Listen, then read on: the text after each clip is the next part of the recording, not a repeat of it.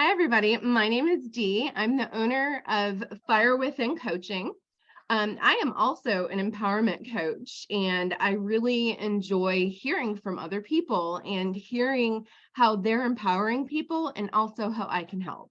So today we have a very special guest on What Lights Your Fire, which is our podcast about human connection and what everybody is doing really to help humanity just be better, even if it's to save a little time.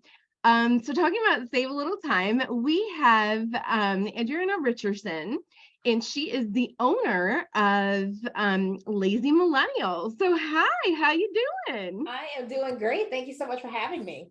I'm so happy to have you. So you're just so like bright and full of energy, and and I really enjoy. This is the second time that I've met Adriana, and it was just like talking to an old friend. Like it's really nice to be able to have other peers to talk to that believe in the same thing that you believe in. So Right. let's hear it. Let's hear about your awesome company.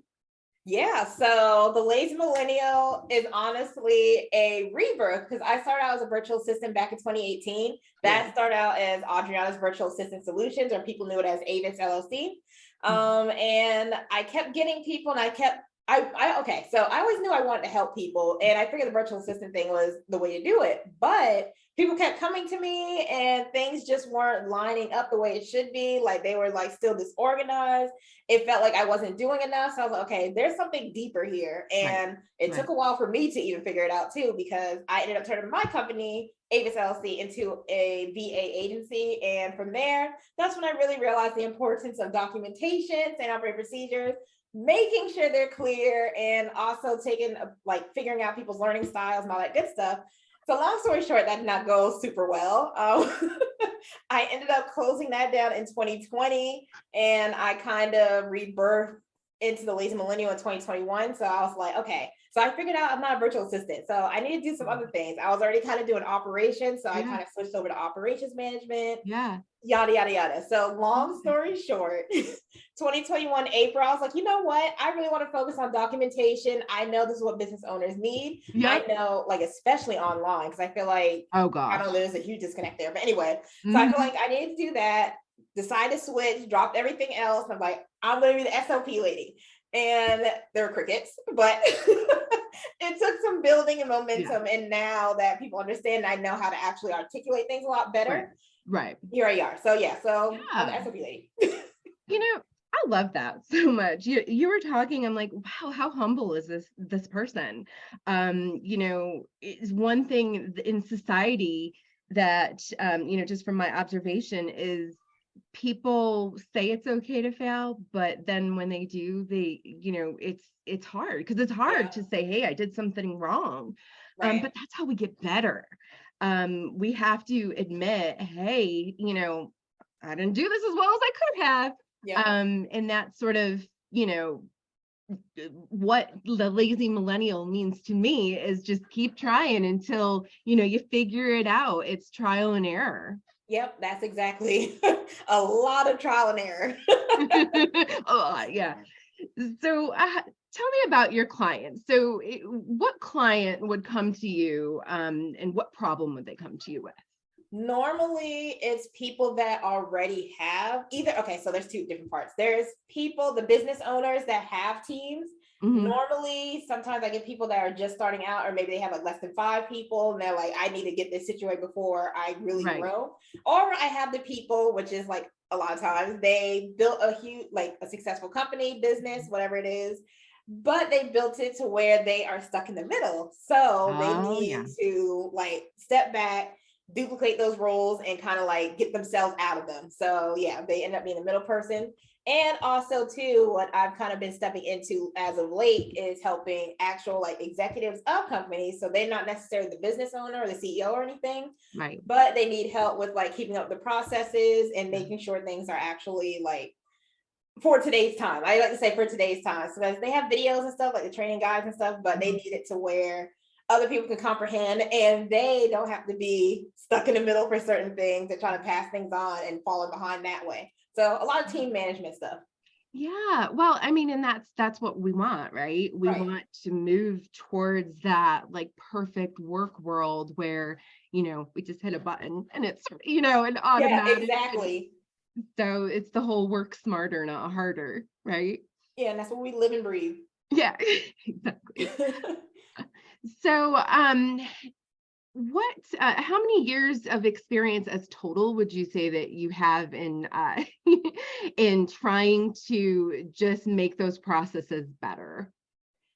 Um, so if I include like the time before I started my business, I would Mhm. probably say honestly almost 10 years if I was doing that stuff. Cause I was the person that I was still like an employee. I never was like the manager or anything, but I got the managerial task. So Yeah. I was doing stuff like that. And then I used to do a lot of volunteer work. So like from that, I always ended up doing like they had it labeled as admin, but it was Mhm. operations really. But yeah, long story.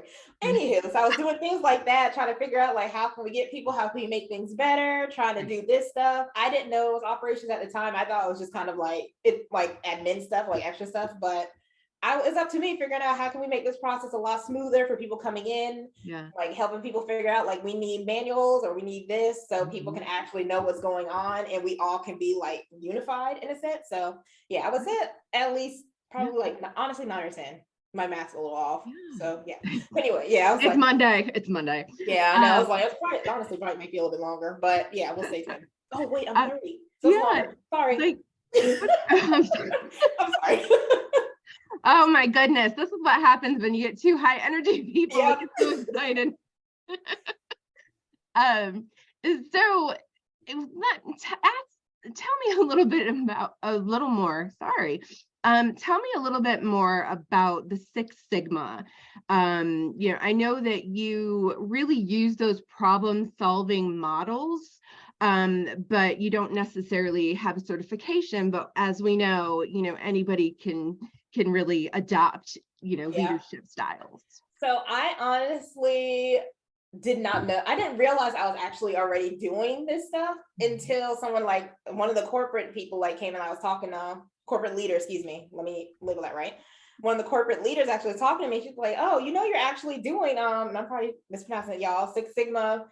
And she's like, "You're already using the principles and stuff." She's like, "That's awesome. Like, did you like study for this and stuff?" I'm like, "No, I just figured I just Mhm. kind of break things down like being a good human, like how I would want to be like in a workforce. Like I wish other people asked me Right. with this stuff. So like people, what I found people like maybe they have certification stuff in this stuff, but like they don't really implement it or they don't know how to implement it. Right. So I just kind of remove all of the, even with my client work too, like I Mhm. remove all of the technical stuff out of it and I just make it like, let's break it down to like human Mhm. form.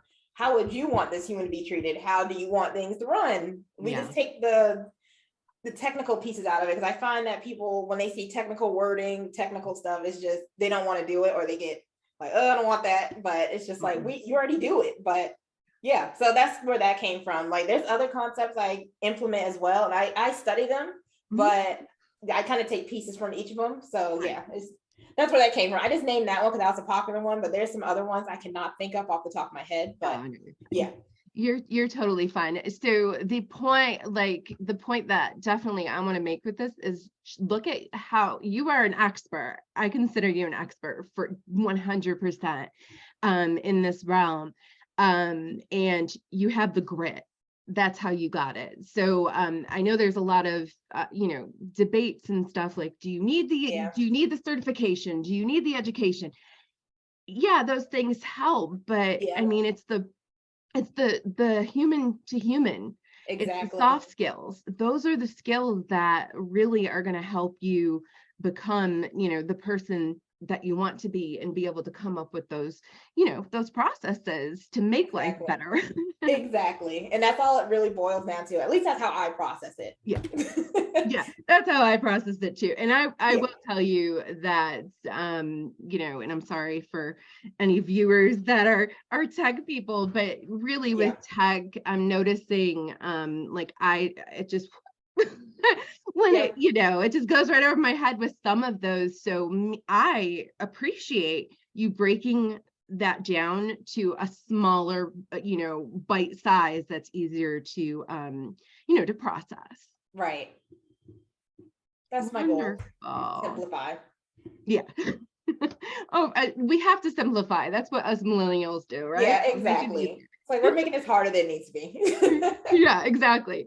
So Adriana, imagine yourself 10 years in the future. What do you see? Who's with you? What have you accomplished? What impact have you had maybe on the workplace or just humanity in general? Oh man, there's so much I see myself with. So like in 10 years, I'm still like on the fence with it. I don't know if I have already sold my company or I'm definitely out of it. So I already know I am out 10 years later because there's other stuff I want to start. But I am completely out my company, but we are definitely known nationally and internationally as the go-to company to help you with processes and making sure things actually stay current and up to date and also inclusive. That's another thing. We are not fully inclusive. Like we have them, but yeah. So that's another thing. Like that's really important to me, making sure fit all the different disabilities, or at least try your best. But yeah, so we have that. We are dominating. We are still women-led, minority-led, right? Maybe women, I guess is both the same. But yeah, so with that, and then for myself, I see myself opening a couple of actual physical locations, definitely, because I don't want to be completely online anymore. So we have physical locations so people can actually come into the office, get the stuff done. And as far as I go, when I am removed from the company, I definitely going to be traveling. I see myself traveling. My husband, we have a bunch of other things we want to do. And as we can tell, my young ones will be with me as well. Yeah, but yeah, I just see us dominating. Like I know this is what's needed, and I already know it's gonna grow. I just don't know how far, just completely yet, but I know I'm out there. I love that so much. You can tell that it's that mentality of I don't know how I'm going to get there. I'm going to get there. I just don't know how I'm going to get there. It's kind of, it's fuzzy since it's unknown right now. But as long as you keep that attitude, I feel like, the world is right at your feet. Just keeping a positive attitude and just keeping human connection in mind. I mean, I definitely feel like, it's just a breath of fresh air when you have people such as yourself that are humble and passionate about, stuff that maybe people aren't passionate about, like documentation. Right. And like, the whole, what's the phrase, if you didn't document it, it didn't happen. Exactly. And that's so true. So you're helping, you're really doing a lot to help people or to help organizations move forward. So I love that so much. So I definitely think in 10 years, we will be meeting halfway. Yep. And we will be having some coffee and celebrating how amazing our company. Oh yeah, I already see it. It's like I always like my husband has to tell me like, okay, focus on right now, Adriana, because I know you're excited and I see it too, but like we got to focus on right now. So yeah, we definitely. Yeah. So now, what would you say to someone who is just getting started? So someone is new to a company and maybe, they're a new leader and they don't know how to, they don't know what to do first. They maybe just have been thrown in this role and they don't know how to approach documentation, how to approach processes. What are some things you'd walk them through?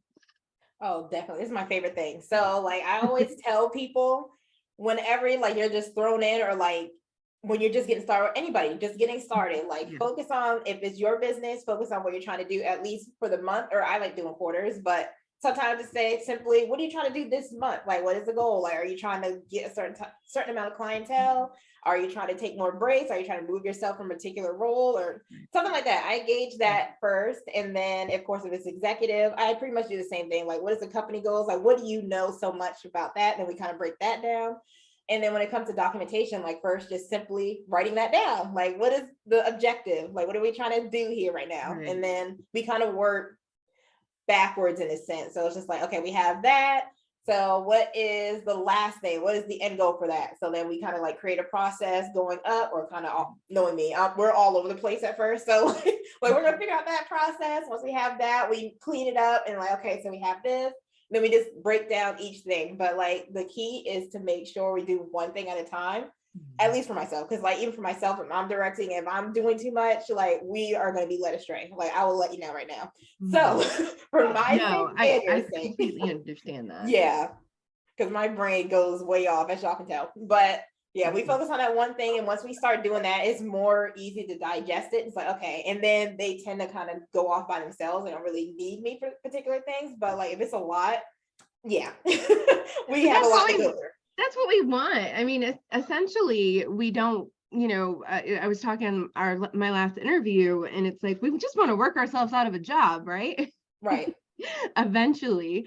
So absolutely. And, and I encourage people to, dream big, and to not limit yourself by what your current capabilities are. Because even if that's a new leader who comes in, that new leader, they're going to fumble, because everybody fumbles, right? Right. When you first get started. So it's great that you're, supporting them, and you're getting, and you're also, giving our viewers some advice. So I really appreciate that. Oh, of course. So the last thing I want to talk to you about is how authenticity plays a role within how you operate and how you view the world.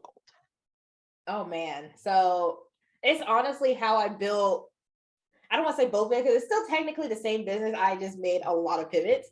But I would say that is what helped me stand out. And when I did the pivots, it made it a lot easier for people to follow with me or follow my journey, because it's like, oh, I'm watching Adriana. I'm not watching Avis or the Lazy Millennial or whatever else she's trying to come up with. Yeah. Like we're following Adriana. We like her. So I would say definitely, because people want to see you. Like even when I'm like connected with other people or like businesses or companies, when I actually see like the CEO or like somebody just coming out talking, they don't have to be like dancing or anything, but like just talking or being themselves, like we can tell the difference. Just FYI, y'all. So we can tell the difference. Like if you're really uptight, then you're uptight, but like we see you, and like if you're saying good stuff, like we want to see it, even if it's boring.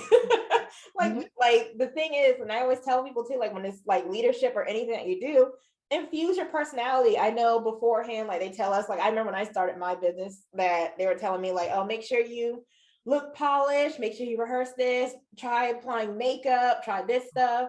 And it's not me. So like I did give it a shot, but it's like it's not me. And how I am now, like they would have figured that out, like, oh, she was just pretending to be someone else. So it's just easier to be me. It's less stress, honestly. So I always tell people like it's less stressful to try to be somebody you're not. So I'm me. I show up as me. Yeah, exactly. And that's, come as you are. Come as you are. And you being authentic is certainly been good for you, because you can, look through your journey, and like right now, like you're in the prime state. You're in that state where we're getting ready, we're ramping up, we're gonna knock this out of the park. So you couldn't do that if you weren't authentic. Exactly. Yeah, you wouldn't do that. And I feel like a lot of times when you have somebody who is not authentic and not able to be authentic in the workplace, that person may have a lot of internal struggles, because they're trying to be someone that they're necessarily not, and their authenticity really wants to show through. Right. I know. That's why I was like, I just can't. It's like I tried it for maybe like a couple of weeks and just like, oh no. Yeah, absolutely. Well, is there anything that you want to share with our viewers? Outside of everything you guys pretty much got out of me, I just want to say, just stay tuned. Hopefully you guys are following along with me because I have a whole bunch of stuff planned. And then if people want to stay connected with me, of course, outside that, I do have a separate community, Journey to Laziness, for those that want to DIY their own documentation and team management and all that good stuff. So I just share things I learned and what I'm currently doing for clientele, and I just toss it in there. I love it. I love it. I love the energy. And I love when people are following their passion, regardless of what the passion is, and just sharing that with others. So that's incredibly beautiful. So I do want to thank you for that. And I also want to thank you for taking the time out to be with me on my, on my second interview. I love it. So when we end, we're just going to go ahead and do some celebration, I think. What do you think? We create a new thing. We'll just go celebrate. Yes, I like that idea. Oh, goodness. Well, it was great. Absolutely wonderful talking to you. And I look forward to see what you bring to the table. And also, I'm very happy I get to work with you. Yes, me too. And likewise, I can't wait because we have some other stuff planned probably. Oh yeah, girl. You just wait. Everybody just wait. All right. Thank you. You're welcome.